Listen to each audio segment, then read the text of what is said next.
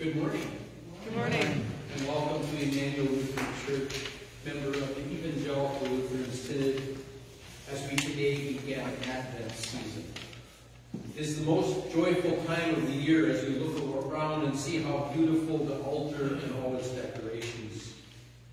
During Advent, we prepare our hearts for the coming of our Lord at Christmas.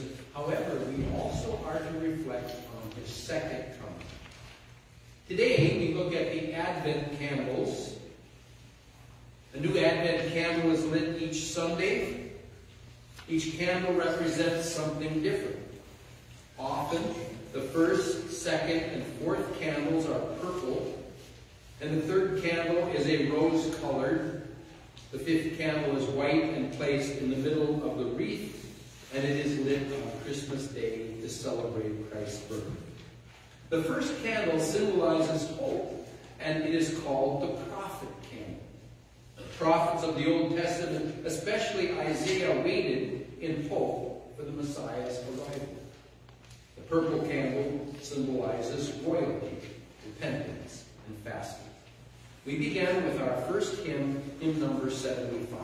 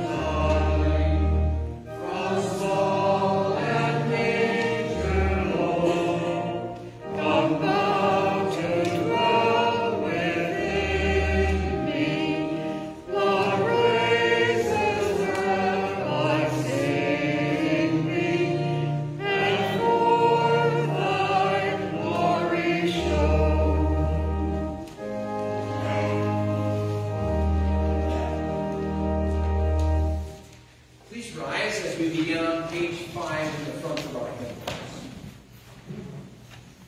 In the name of the Father, and of the Son, and of the Holy Ghost. Amen.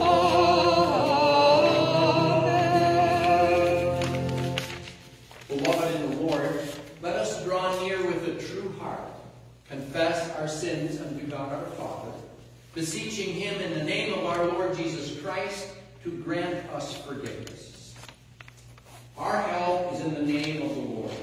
Who made heaven and earth.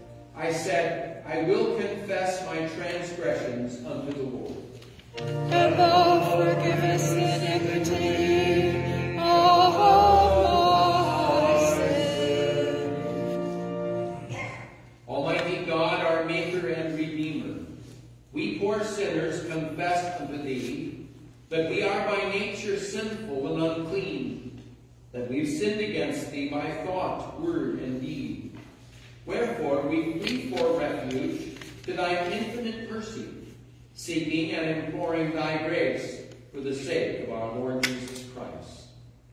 O most merciful God, who hast given thy only begotten Son to die for us, have mercy upon us, and for his sake grant us remission of all our sins, and by thy Holy Spirit increase in us true knowledge of thee, and of thy will, and true obedience to thy word, to the end that by thy grace we may come to everlasting life, through Jesus Christ our Lord.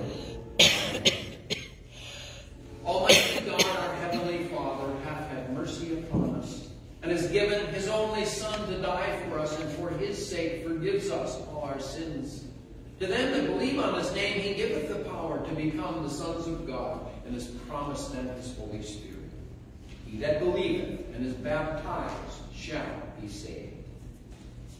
Grant this, Lord, unto us all.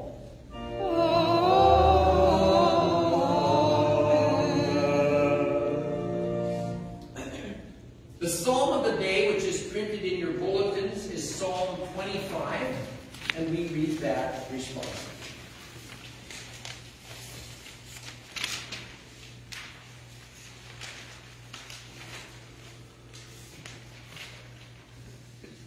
To you, O Lord, I lift up my soul. In you I trust, O my God. Do not let me be put to shame, nor let my enemies triumph over me. No one whose hope is in you will ever be put to shame. They will be put to shame who are treacherous without excuse. Show me your ways, O Lord. Teach me your paths. Guide me in your truth and teach me. For you are God, my Savior, and my hope is in you all day long. Remember, O Lord, your great mercy and love, for they are from of old. Remember not the sins of my youth and my rebellious ways. According to your love, remember me. For you are good, O Lord, and instruct sinners in his ways. He guides the humble in what is right, and teaches them his way. All the ways of the Lord are loving and faithful for those who keep the demands of his covenant.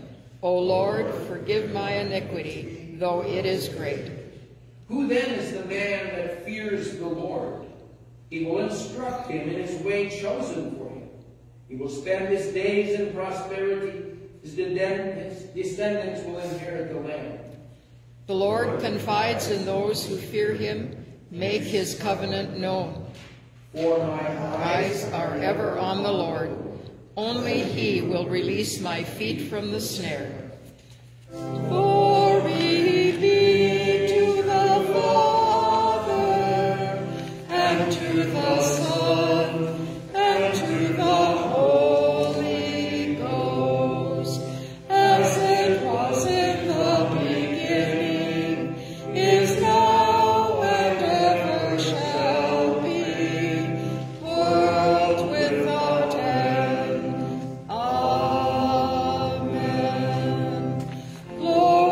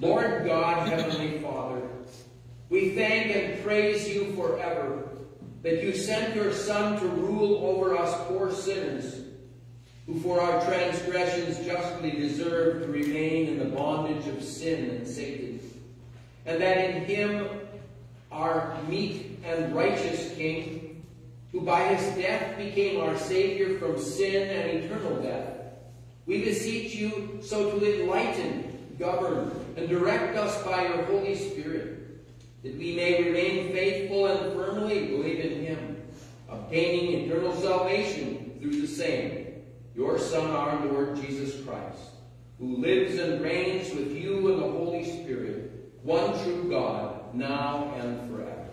Amen.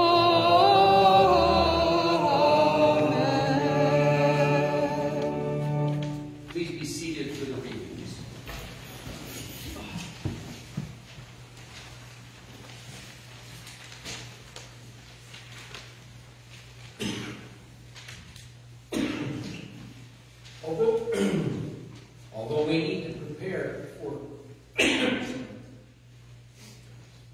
Although we need to prepare for Christ's advent, it is not an actual experience, but it is one of the past. Just as grace or Christ comes to us through grace and his word and sacraments, we are prepared for his historical event, the advent of Bethlehem. The purpose of our preparation then can only be to make us thoroughly conscious of that relationship we have to this Christ child. At the manger, we must realize that what we really are, and when we hear our King is coming, it is a message to call us to prepare, to open our hearts to his grace. In our first lesson during the dark times of the history of Israel, although King Hezekiah did what was right in the eyes of the Lord, the army of the Assyrians were ready to destroy them. So the king turns to the Lord in prayer. This prayer clings to the undeserved grace of God and expresses faith in him. Our first lesson then is from the Old Testament, reading by Isaiah 64, verses 1 through 9. Oh, that you would rend the heavens, that you would come down, that the mountains might shake at your presence. As fire burns brushwood, and fire causes water to boil, to make your name known to your adversaries, that the nations may tremble at your presence. When you did awesome things for which we did not look, you came down, the mountains shook at your presence, for since the beginning of the world man have not heard nor perceived by ear, nor has the eye seen any God besides you, who acts for the one who waits for him. You meet him who rejoices and does righteousness, who remembers you in your ways. You are indeed angry, for we have sinned. In these ways we continue, and we need to be saved. But we are like an unclean thing. All our righteousness are like filthy rags. We all fade as a leaf, and our iniquities, like the wind, have taken us away. And there is no one who calls upon your name, who stirs himself up to take hold of you. For you have hidden your face from us, and have consumed us because of our iniquities. But now, O Lord, you are our Father, we are the clay, and you are the potter, and all we are the work of your hand. Do not be furious, O Lord, nor remember the iniquities forever. Indeed, please look, we are your people. Here endeth our first reading. On this side of the Lord's final glorious return, we find the strongest evidence for his majesty, the tremendous effect that he can have on people's lives. The epistle lesson, Paul begins his first letter to this Christian church in Corinth, where he speaks as one meticulously transformed to those who likewise bore the undeniable mark of the Almighty God. Certainly the one who began such a marvelous work in them would carry it on through the end.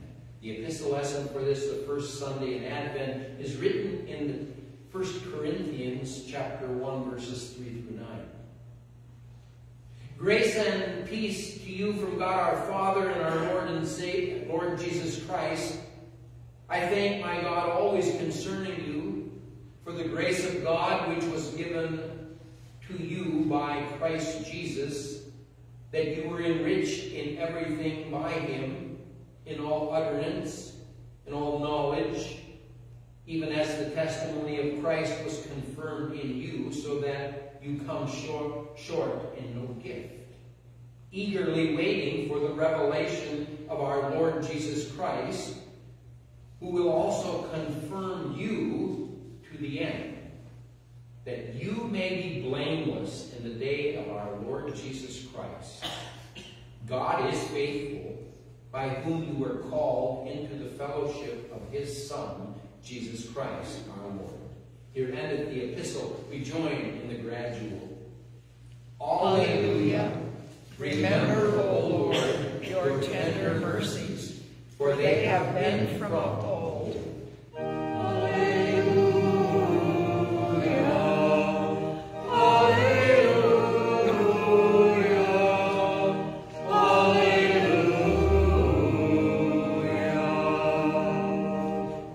In the gospel lesson, we hear about the coming of the Son of God, the moment God brings history to an end and will judge the living and the dead. So no matter where our bodies or bones, dust or ashes may lie, the Lord's angels will find us and all men.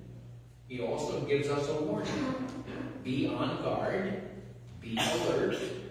Don't get so wound up in the things of the world that you are not ready.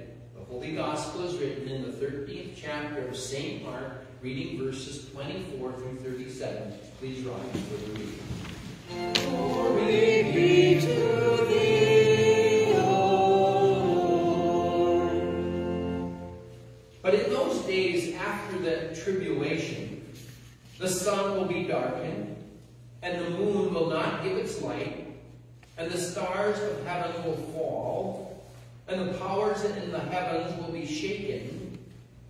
Then they will see the Son of Man coming in the clouds with great power and glory. And then he will send his angels and gather together his elect from the four winds, from the farthest part of the earth to the farthest part of heaven. Now learn this parable from the fig tree. When its branches are already become tender, and it puts forth leaves, you know that the summer is near. So you also, when you see these things happen, you know that it is near at the door. Assuredly, I say to you, this generation will by no means pass away till all these things take place. Heaven and earth will pass away, but my words will by no means pass away. But of that day or hour no one knows, not even the angels of heaven nor the Son, but only the Father. Take heed, watch and pray, for you do not know when the time is. It is like a man going to a far country, who left his house and gave authority to his servants, and to each his work, and commanded the doorkeeper to keep watch. Watch therefore, for you do not know when the master of the house is coming, in the evening, at midnight, at the crowing of the rooster, or in the morning, lest coming suddenly he finds you sleeping. And what I say to you, I say to all, watch. Here endeth the gospel of our Lord and Savior Jesus Christ. Praise be to thee, O Christ. Let us confess our Christian faith in the words of the Apostles' Creed found on page 12. I believe in God the Father Almighty, maker of heaven and earth, and in Jesus Christ, his only Son, our Lord, who was conceived by the Holy Ghost, born of the Virgin Mary, suffered under Pontius Pilate, was crucified, dead, and buried. He descended into hell. The third day he rose again from the dead. He ascended into heaven, and sitteth on the right hand of God the Father Almighty. From thence he shall come to judge the quick and the dead. I believe in the Holy Ghost, the holy Christian Church, the communion of saints, the forgiveness of sins, the resurrection of the body, and the life everlasting. Amen. Please be seated for our next hymn in number 63.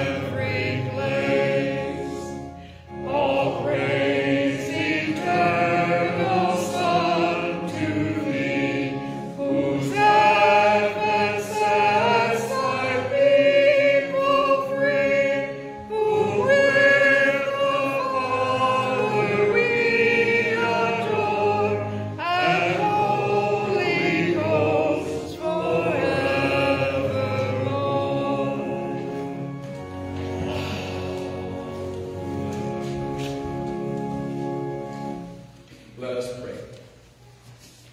O Lord, make our hearts ready through your only begotten Son, so that by his second coming we may worship you with a pure mind, a clean heart, and not the busyness of this world.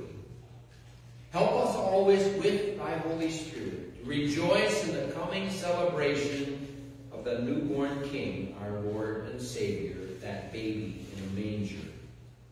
And bless us today as we hear your word. We ask this all in Jesus' name. Amen. Grace and peace be unto you from God our Father and from our Lord and Savior, Jesus Christ. Our text is written in the 13th chapter of Romans, beginning at the 11th verse. We read as follows in Jesus' name. And do this, understanding the present time, the hour has come for you to wake up from your slumber, because our salvation is nearer now than when we first believed. The night is nearly over. The day is almost here. So let us put aside the deeds of darkness and put on the armor of light.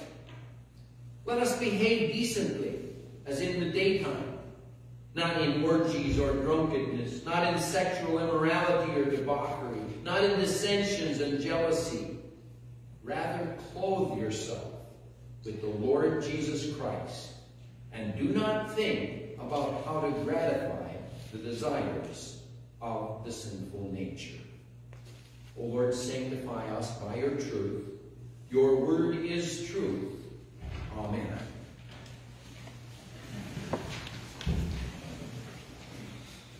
Let us be honest. The first thing that crosses our mind when we hear the word Christmas is probably presents, whether we are buying them for others or maybe receiving them ourselves. This Advent season, I'm going to encourage you to think about presents, not the kind that we find under our Christmas tree.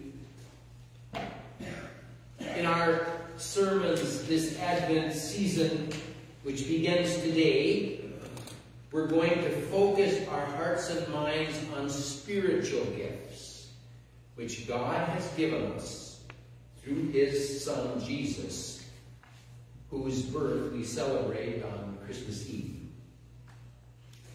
That's the original reason gifts were given at Christmas, to remind us of the greatest gift that God gave mankind, his Son, Jesus Christ. We pray that the Holy Spirit will bless our meditations this Advent season on the Savior who came and is coming again. So have you started your countdown to the day of Christmas? If you have an Advent calendar at home, then you will start the countdown by opening a window each day until Christmas Day. Christmas can seem to take forever to come, especially if you're a child. It can be difficult for us to wait in anticipation of that joyful day, the day we celebrate our dear Savior's birth, and yes, the day that many of us open our presents.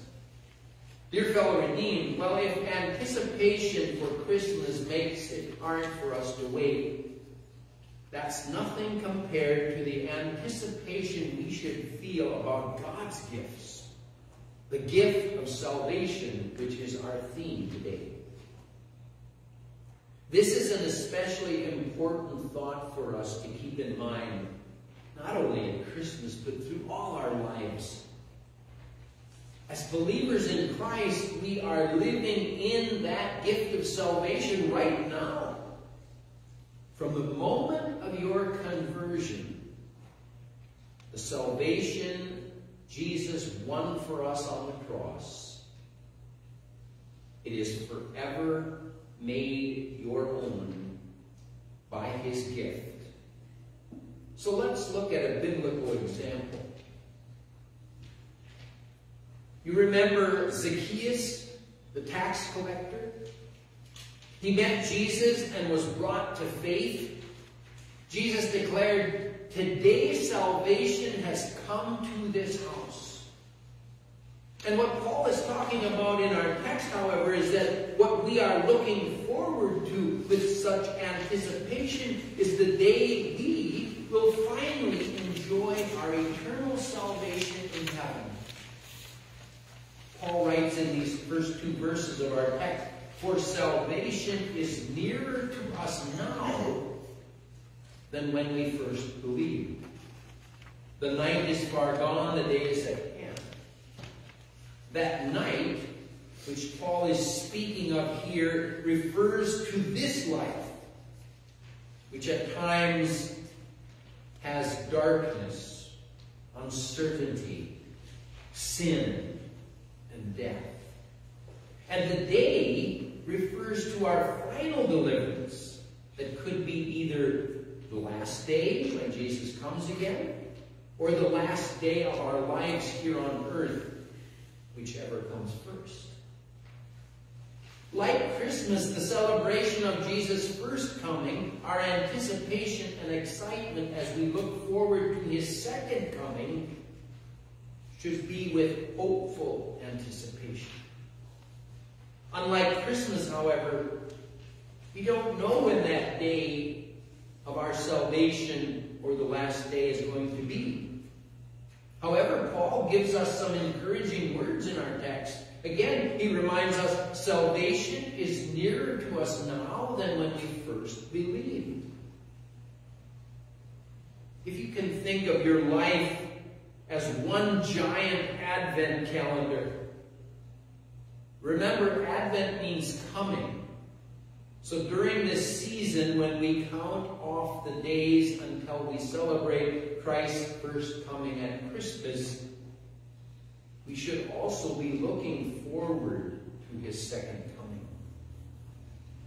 Christ's first coming at Christmas brings us this celebration, but it goes even further, because each day brings us closer to the day of our salvation. For some of us, the day of our salvation is much nearer than we first believed. And that is, for many of us, the day of our baptism as an infant. For some of us, that means that a lot of doors have been opened in our lives.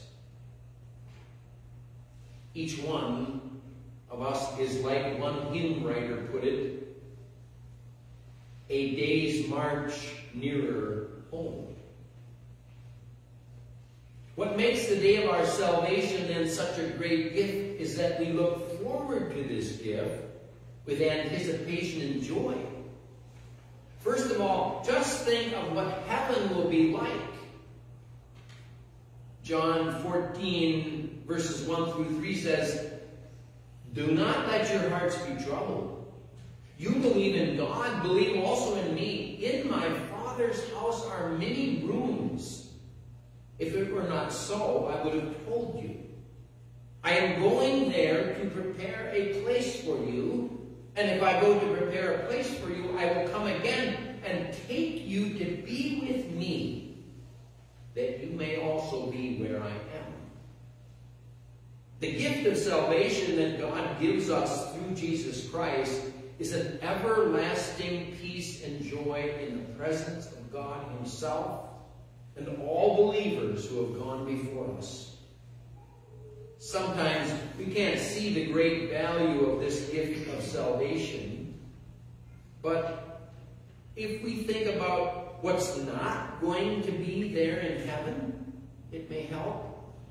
In Revelations 21:4, it tells us, God will wipe away every tear from their eyes. There shall be no more death, nor sorrow, nor crying. There shall be no more pain, for the former things have passed away. Just stop and think about that. No more tears. No more sorrow. No more pain. And no more death.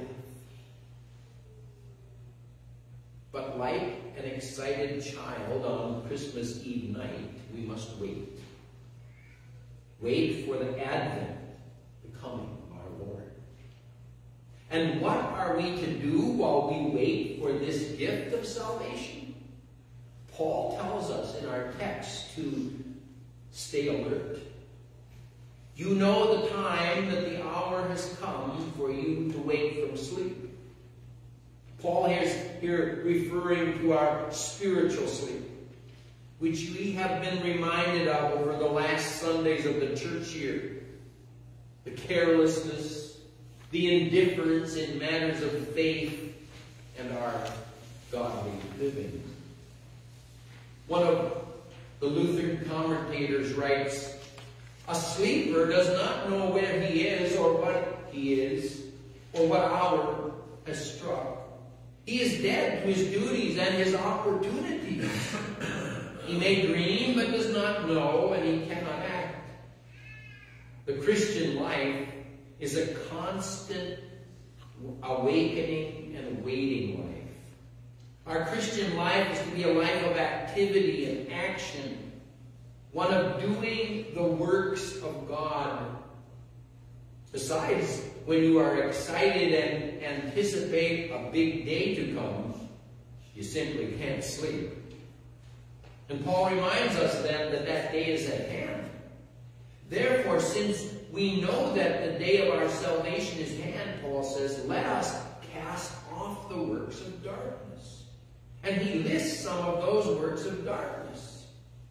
And they take away our focus on the coming of Christ and fix it on the sinful pleasures of this world and our own flesh. They drive us away from Christ and can cause us to give up God's gift of salvation altogether. Those things we are to take off like dirty clothes. On the other hand, Paul says, let us put on the armor of light and walk properly as in the daytime. In Christ, we are no longer slaves to the works of darkness. We are children of the day, children of the light. We have been robed in Christ's righteousness, and we put on that armor of light. To further that, Paul explains it in a letter to the Thessalonians, chapter 5, verse 8. But let us who are of the day be sober, putting on the breastplate of faith and love, and as a helmet, the hope of salvation. Finally, Paul encourages us in the last verse of our text to put on the Lord Jesus Christ, to make no provisions for the flesh to gratify its desires. We put on our Lord Jesus Christ when we were clothed with him at our baptism. As Galatians 3:27 says, for as many of you as were baptized into Christ have put on Christ. But we daily need to put the Lord Jesus on us by repentance, by reading, by marking, by learning, by immersing ourselves in the Word of God, by calling out to him in prayer, by doing the works of righteousness that Christ has called us to do. Works that he empowers us to do and has shown us by his perfect example. When our lives are filled with the Lord Jesus Christ, when we are clothed with him, there will be no room left for our sinful flesh to gain a foothold. Brothers and sisters in Christ, the day of salvation is at hand. It is a gift that Jesus brought to us at that first coming at Christmas, and brought to us each time by his sacrifice on the cross through word and sacrament. It is a gift that he will bring to us through all eternity. So let us always live our lives in that gift of salvation. Amen. Please rise for the blessing. This Advent season, may the peace of God, which passes all our understanding, keep our hearts and minds through Christ Jesus. Amen. Please turn to your bulletins and we sing our Advent offertory. It's number 68, and please follow the verses.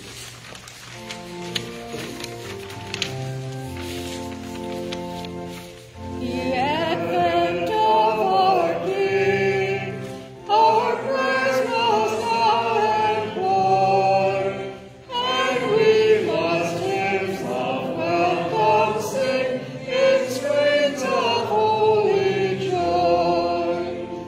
All glory to the Son, who comes through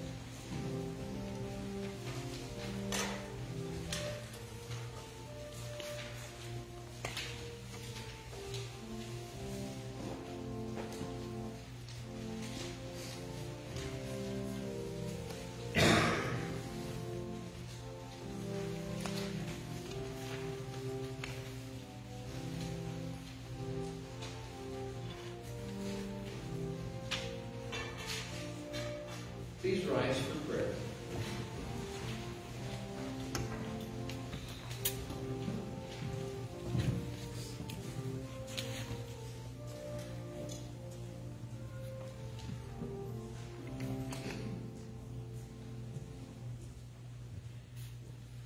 We give thee but thine own, whate'er the gift may be. All that we have is thine alone, a trust, O Lord, from thee. Amen.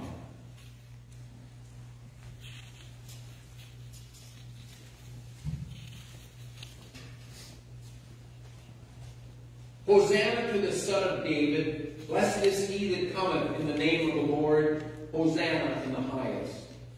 O Lord Jesus Christ, thou King of glory, King of kings and Lord of lords, the Son of the living God and the Son of David, we thank thee that thou hast enabled us to enter once more upon this holy season of Advent. We are still living in the day of grace, which thou dost so graciously prepare by thy advent into the flesh, having come into the world to seek and save that which was lost. Thou didst hold thy entry into Jerusalem, and when thy people did not receive thee, thou hast turned thyself upon us poor heathens, and dost hold thy entry among us by thy holy word and sacraments. O thou, our Lord, come now into thy church, which thou hast purchased with thy blood. Come with thy gracious presence, that we may rejoice in thee. Come and rule over us, that we may serve and follow thee.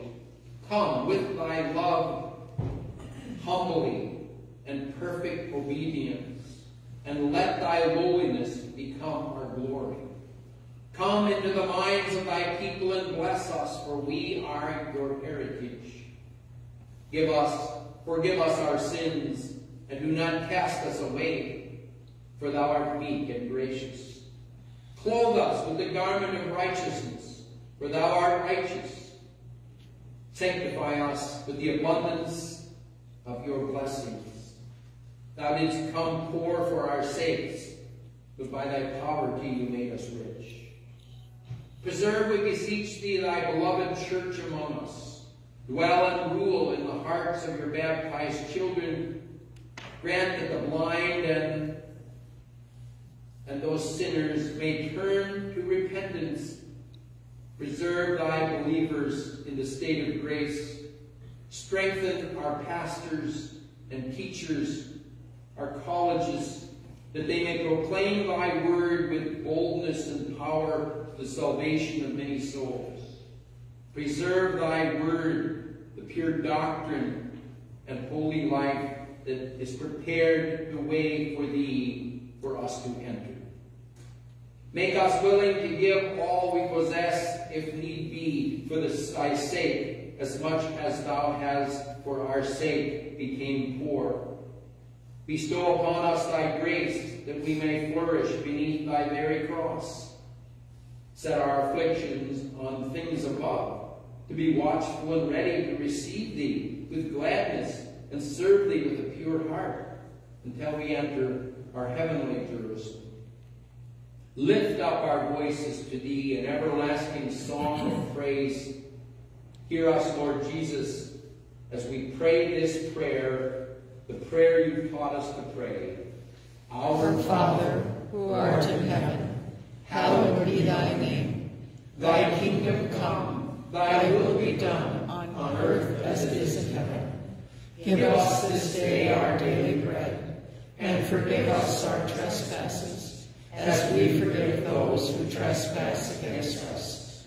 And lead us not into temptation, but deliver us from evil. For thine is the kingdom, and the power, and the glory, forever and ever. Amen.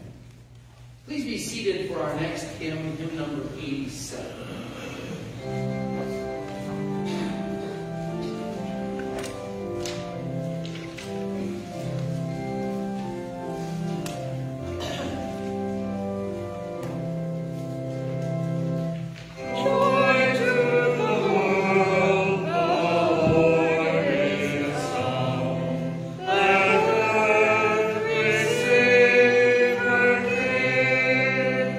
Let every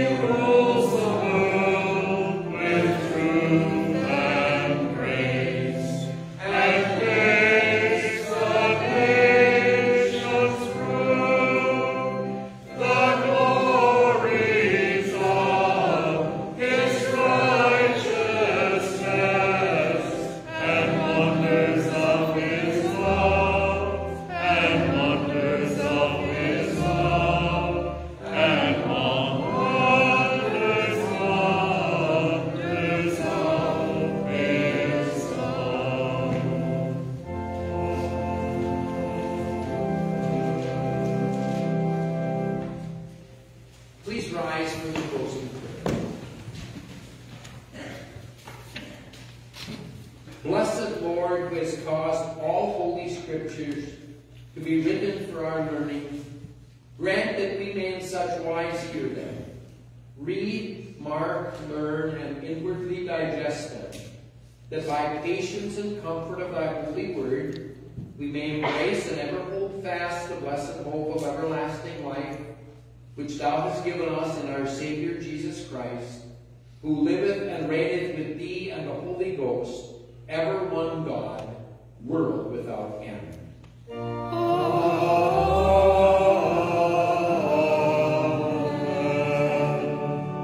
And now may the Lord bless you and keep you. May the Lord make his face to shine upon you and be gracious unto you. May the Lord lift up his countenance upon you and give you his peace. Amen. Amen. Amen.